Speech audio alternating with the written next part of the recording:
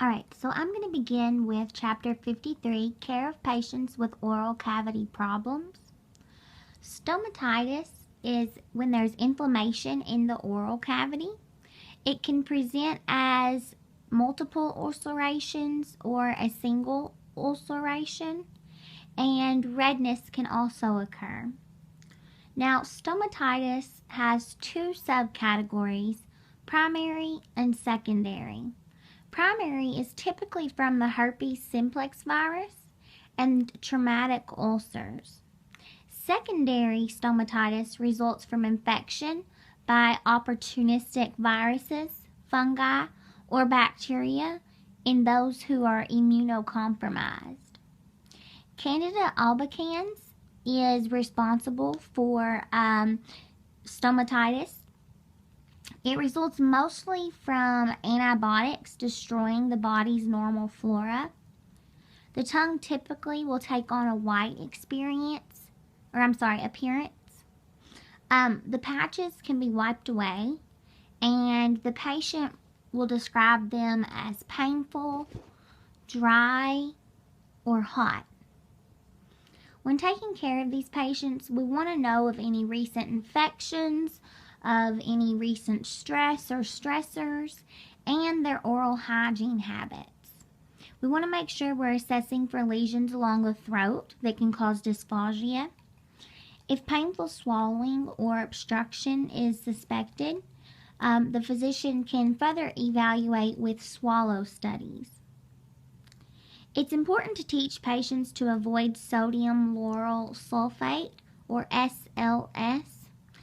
It's in some toothpastes, and the ingredient is associated with stomatitis.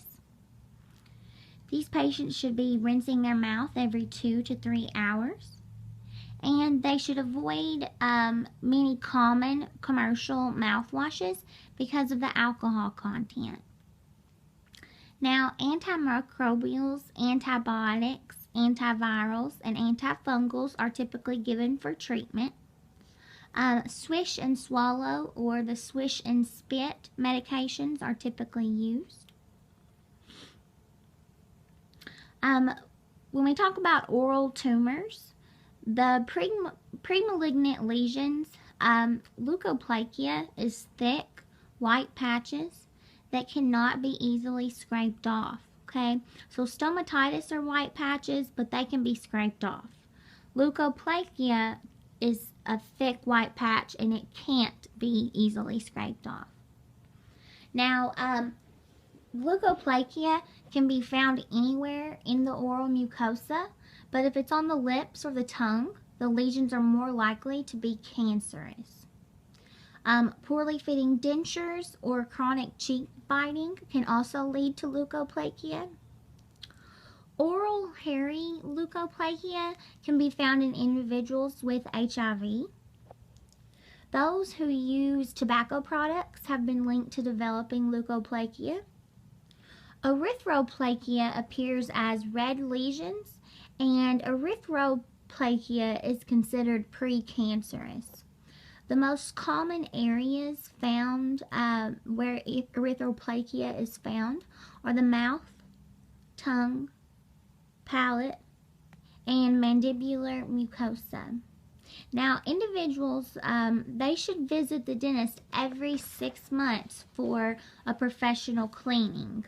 The dentist can also inspect their mouth, and we want to make sure that we're teaching these patients in trying to prevent oral cancer to minimize their sun exposure, minimize tobacco use, and decrease alcohol intake. These all help to prevent oral cancer. Oral cancers are mostly squamous cell carcinomas. Mucosal erythroplasia is the earliest sign of oral carcinomas. Now, lesions that do not heal inside the mouth within 2 weeks should be assessed. Squamous cell cancer can be seen on the lips, tongue, and the mucosa of the oral cavity. Individuals who are older in age and use tobacco and or alcohol or at a larger risk for developing squamous cell